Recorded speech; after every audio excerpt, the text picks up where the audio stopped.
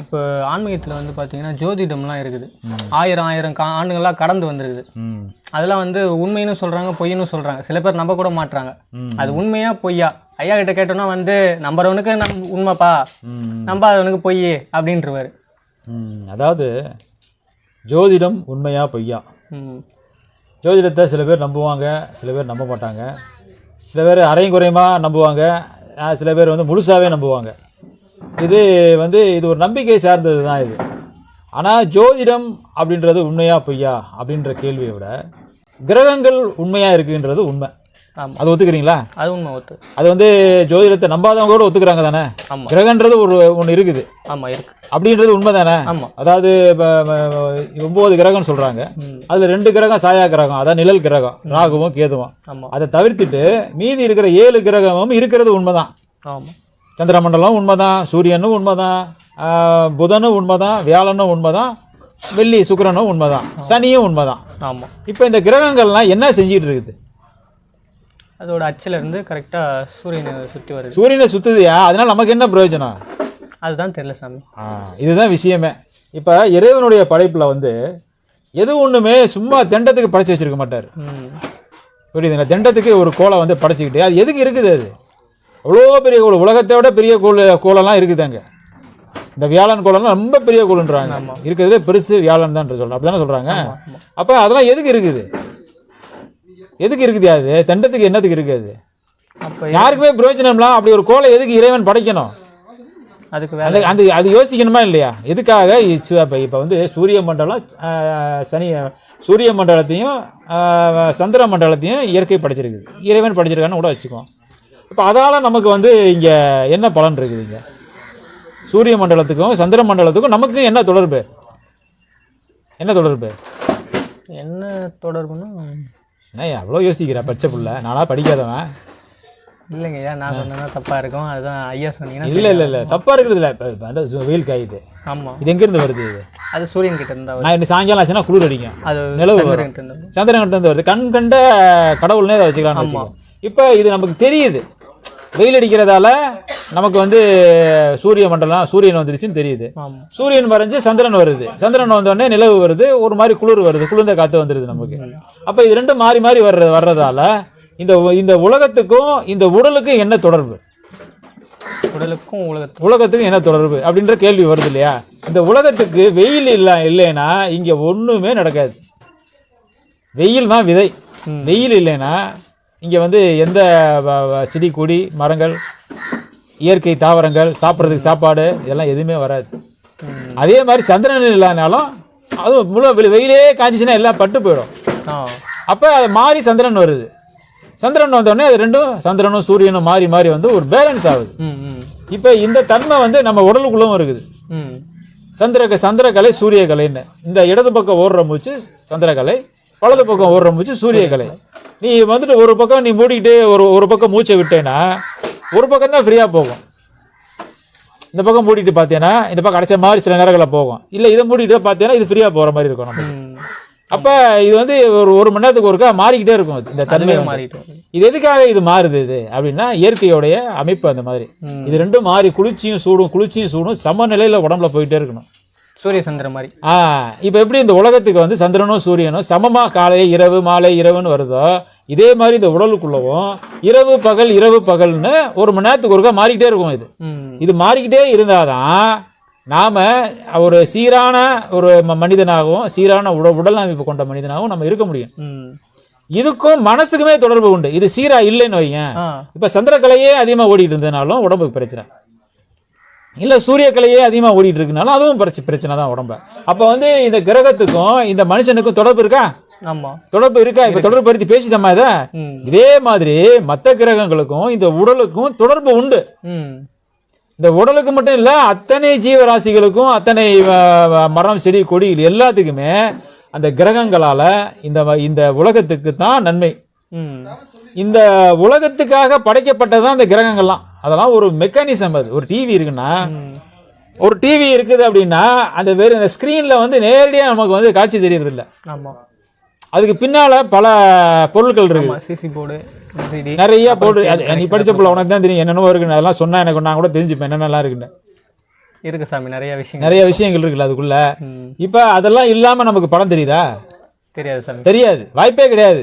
அதில் எதுனா ஒரு கண்டென்சர் வீக்காக போச்சுன்னா கூட படம் தெரியாது. ஆமாம். படம் டிம் ஆகிடும், ஒன்று டிம் ஆகிடும், இல்லை படமே தெரியாது. ஆமாம். அப்புறம் அது என்ன பண்ணுவார், மெக்கானிக்கிட்ட சொன்னால் அது வந்து அந்த கண்டென்சரை செக் பண்ணி அந்த கண்டென்சர் போச்சுங்க அப்படின்னு அதை எடுத்து போட்டு புதுசாக ஒன்று மாட்டுவார். ம். மாட்டுவார் தானே? ஆமாம் சாமி. இதுதான் கிரகத்துக்கும் மனுஷனுக்கும் உள்ள தொடர்பு. ம். இப்போ இந்த கிரக அமைப்புகள் வந்து மனிதனை வந்து எப்படி வந்து தாக்குது அப்படின்னா, அவனை வந்து எப்படி அது வந்து சேருது அப்படின்னா அவனுடைய வினையை வச்சு தான் சேருது. ம். அவனுடைய வினை பதிவுகள் இருக்குது இல்லையா, வினை பதிவுகள் பூரா கிரக பதிவாக மாறுது. ம்.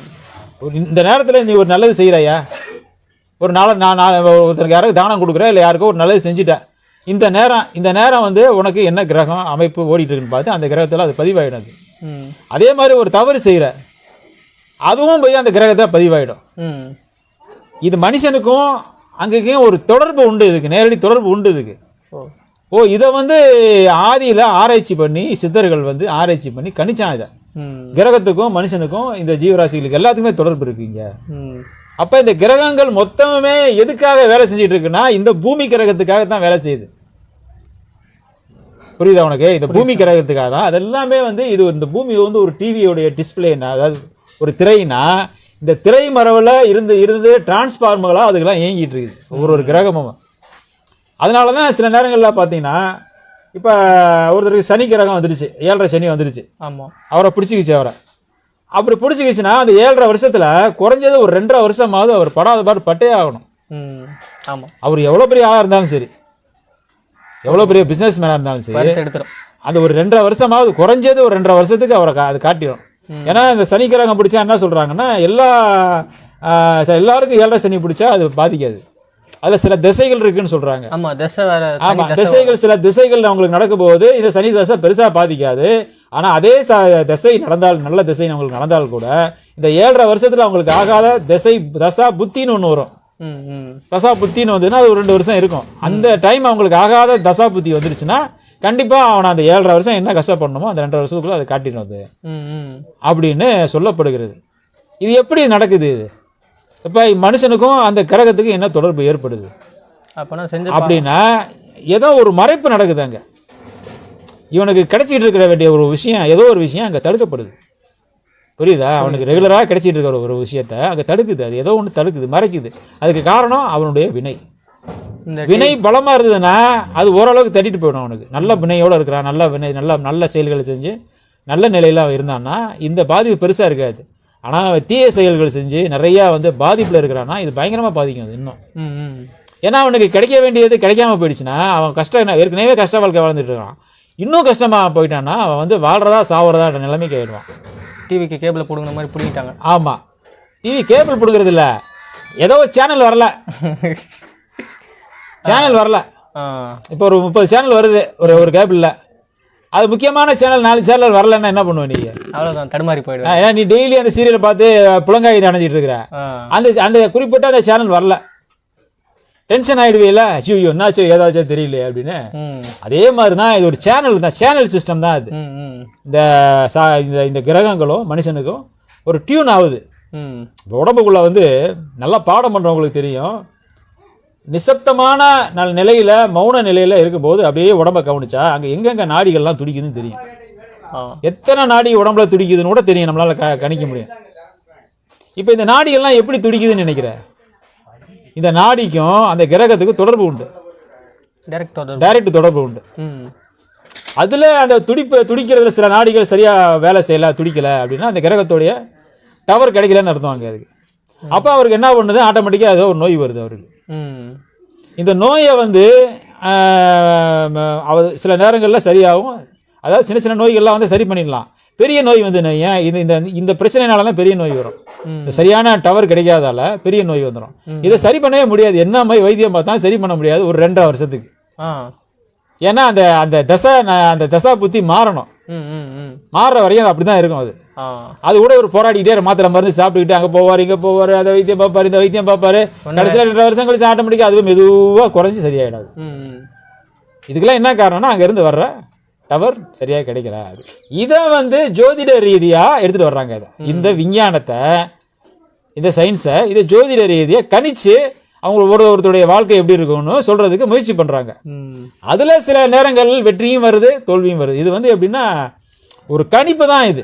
இதை வந்து முழுமையாக வந்து நம்ம வந்து உண்மைன்னு நம்பி இதுக்கு பின்னாடி போக முடியாது. ஆனால் பொய்ன்னு சொல்லி புறந்தள்ளிடவும் முடியாது. இதை பொய்ன்னு சொல்லி புறந்தள்ளிடவும் முடியாது. ஏன்னா இது வந்து ஆன்மீகத்துக்குள்ளே இருக்கக்கூடிய ஒரு விஷயம். அது ஜோதிடம் அப்படின்றது வந்து ஜோதிடத்தை வந்து யார் சொல்லணும் அப்படின்னு ஒரு கணக்கு இருக்குது. இன்னைக்கு எல்லாருமே சொல்ல ஆரம்பிச்சிட்டாங்க.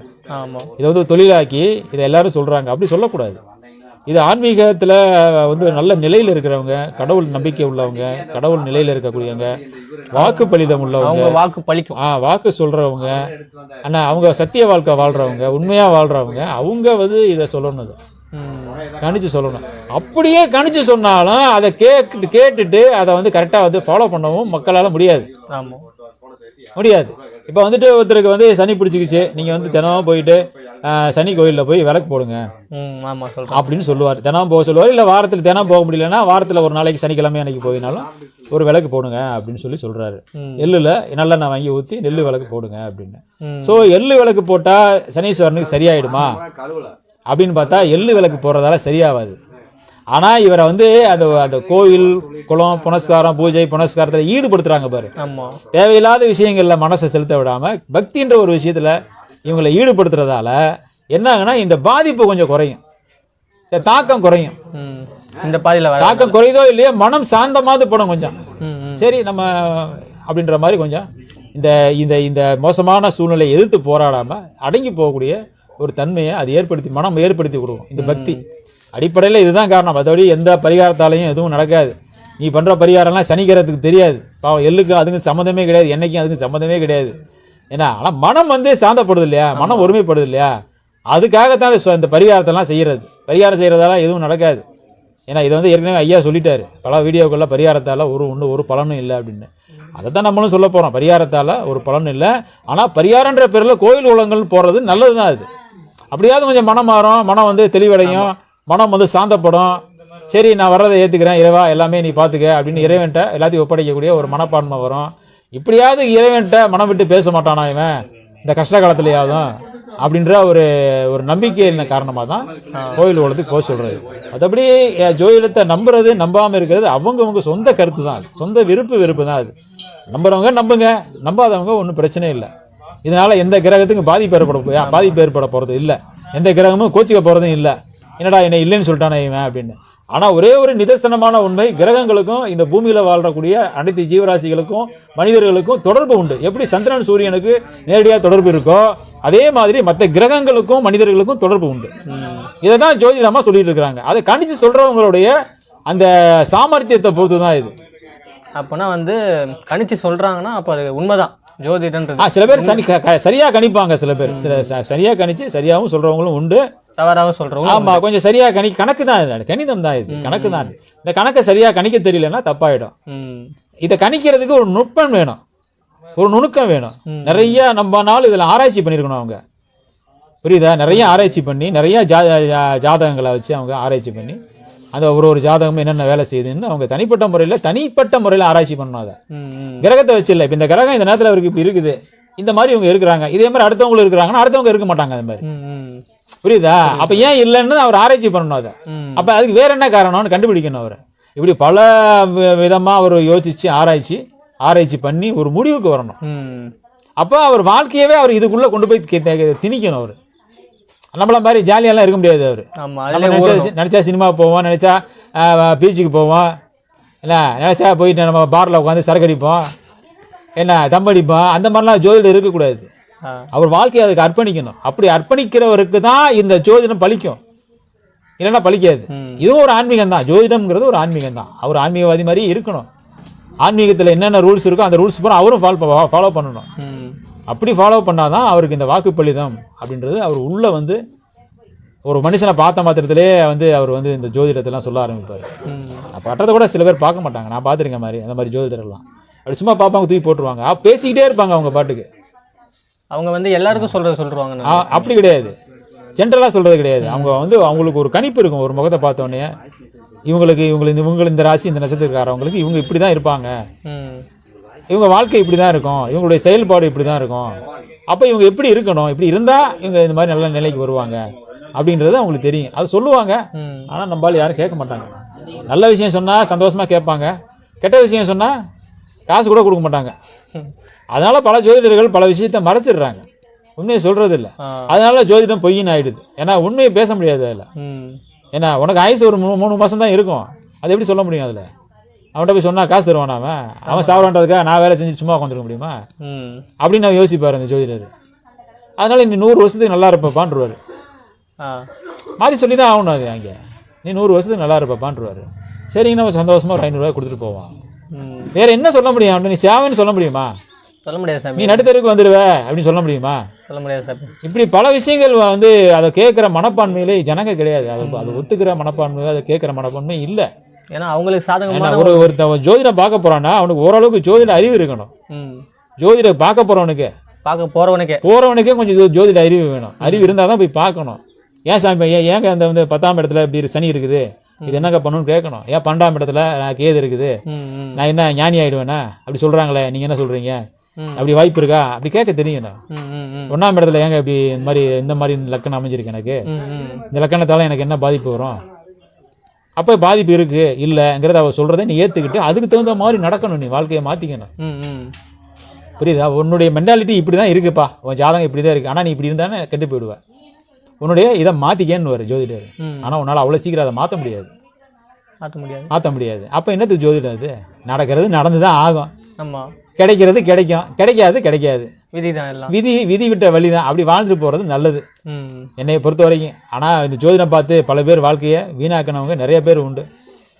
அதனால் ஜோதிடம் பார்க்குறது என்னைய பொறுத்த வரைக்கும் தேவையற்ற விஷயம். அப்படி ஜோதிடம் பார்க்குறதா இருந்தால் அந்த ஜோதிட அறிவை வளர்த்துக்கிட்டு பார்க்கணும். பார்த்தீங்கன்னா கேட்டிங்கன்னா ஓரளவுக்கு உங்களுக்கு வாழ்க்கையில் ஒரு பலன் கொடுக்கும். பலன் இருக்குது வாழ்க்கைக்கு. அது ஏன்னா கொஞ்சம் விழிப்புணர்வோடு நடந்துக்கிறதுக்கு ஒரு வாய்ப்பு இருக்குது. இப்படி தான் ஜோதிடத்தை நம்ம அணுகணுமே தவிர மற்றபடி அதை உண்மைதான் முழுமையாக அந்த பலன் தான் உண்மையாக பொய்யான்றது மாறுது. ஜோதிடம் என்பது கிரகங்கிறது உண்மை தானே. கிரகங்கிறது உண்மைதான் சாமி. 7 கிரகம் இருக்கிறதுன்றது உண்மை தான், அதை மாற்ற முடியாது. அப்போ அந்த கிரகத்துக்கு நமக்கு தொடர்பு இருக்குது. இந்த தொடர்பை தான் அவங்க ஜோதிடமாக மாற்றி வச்சுருக்காங்க. இவ்வளோதான் விஷயம். அது நம்புறதும் நம்பாமல் போகிறதும் இல்லைங்க. கிரகத்தை தாண்டி கடவுள் தாங்க எல்லாத்துக்கும் பெரியவர், நான் அவரை தாங்க நம்புவேன்னா ரொம்ப ரொம்ப வந்து உத்தமமான விஷயம். அதுதான் கடவுளை நம்பிட்டு போகிறது உத்தமமான விஷயம். ஏன்னா அதுக்கு மேலே ஒன்றும் கிடையாது. அதுக்கு எல்லாத்தையும் பிடிக்கிறத விட ஹெட் ஆஃபீஸை பிடிச்சிட்டேன்னு வையன், இந்த கிரகங்களுக்கெல்லாம் போய் நீ தீபம் போட்டுக்கிறத விட நேராக சிவத்தை பிடிச்சிட்டேன்னா ஒரு பிரச்சனையும் இல்லை. எல்லாம் அவரே பார்த்துக்கிடுவார். எல்லாமே உங்ககிட்ட விட்டுட்டேன், உன்னுடைய காலில் போட்டுட்டேன், எல்லாம் நீ பார்த்துக்க, இனிமேல் எனக்குன்னு ஒன்றும் இல்லை அப்படின்னு ஆகிட்டேன்னு வச்சுக்கேன், அது பார்த்துக்கும். ஆனால் அது மாதிரி விட்றதில்லை. எல்லாமே எனக்கு தான் தெரியும், எல்லாமே நானே பார்த்துக்குவேன்னு பார்த்தீங்கன்னா எல்லாமே நீ தான் அனுபவிச்சாங்க. இதுதான் இதில் இருக்கிற விஷயம். சொல்லுப்பா.